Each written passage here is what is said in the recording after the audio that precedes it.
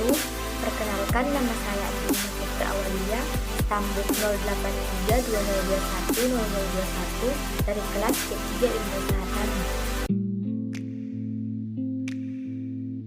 Saya akan menjelaskan 9 tipe struktur sistem pertanian. Yang pertama yaitu penggembalan berpindah.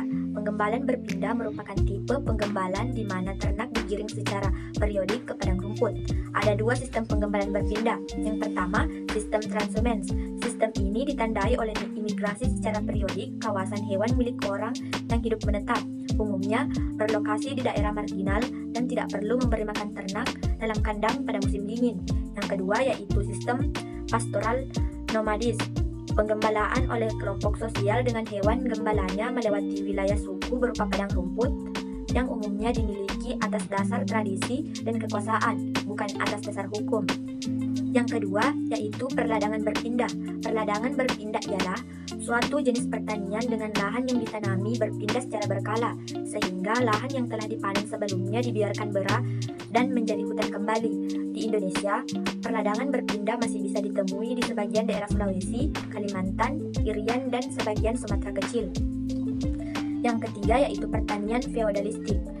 Feodalisme dikaitkan dengan stratifikasi sosial yang ditandai dengan perbedaan kekayaan, pendapatan, kekuasaan, dan martabat. Pertanian feodalistik terjadi apabila di dalam suatu daerah terdapat banyak kepemilikan lahan sempit dan petani yang tidak memiliki lahan. Secara umum, ada 2 tipe pertanian feodalistik, yaitu feodalisme persewaan dan latifundia.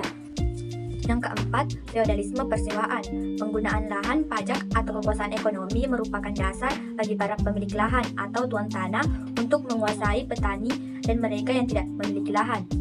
Bagi tuan tanah, lahan adalah kekayaan untuk disewakan sekaligus memberikan martabat dan kekuasaan karena ketergantungan penyewa untuk mencakup kehidupan pribadinya dan memaksa penyewa untuk patuh dalam segala keadaan.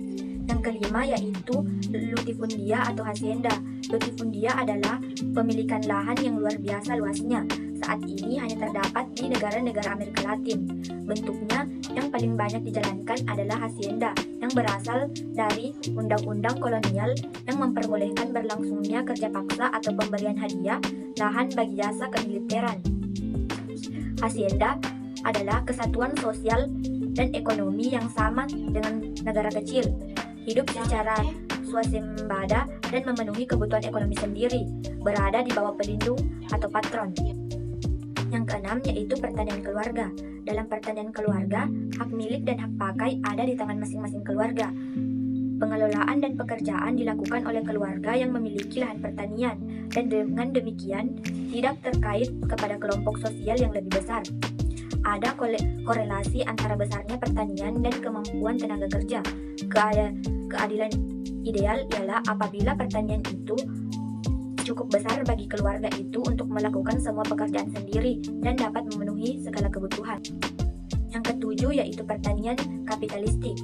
Tipe pertanian kapitalistik yang paling penting di negara yang sedang berkembang ialah perkebunan.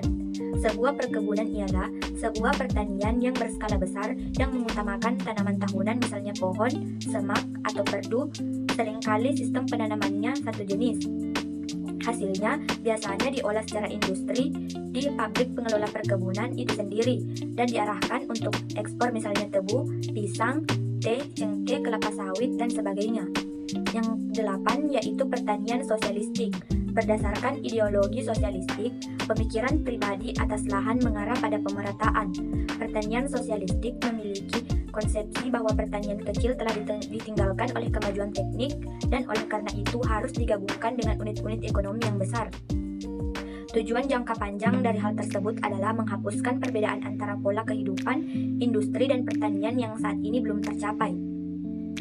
Contohnya adalah sistem pertanian kolosal di Rusia, pengendalian produksi di bawah pengaruh negara, namun negara tidak diharuskan menanggung resiko ekonomi. Yang kesembilan yaitu pertanian komunistik. Pertanian komunistik adalah pertanian yang semua peraturan pembangunan pertanian diatur oleh pimpinan yang berkuasa atau sistem sentralisasi. Hal tersebut berdampak pada berubahnya struktur sosial dan kebudayaan masyarakat. Kebijakan yang menekankan pembangunan ekonomi berorientasi menuju industri. Kebijakan berprinsip sama rasa dan sama rata. Itulah tadi penjelasan dari 9 tipe struktur sistem pertanian. Lebih dan kurangnya mohon dimaafkan. Wassalamualaikum warahmatullahi wabarakatuh.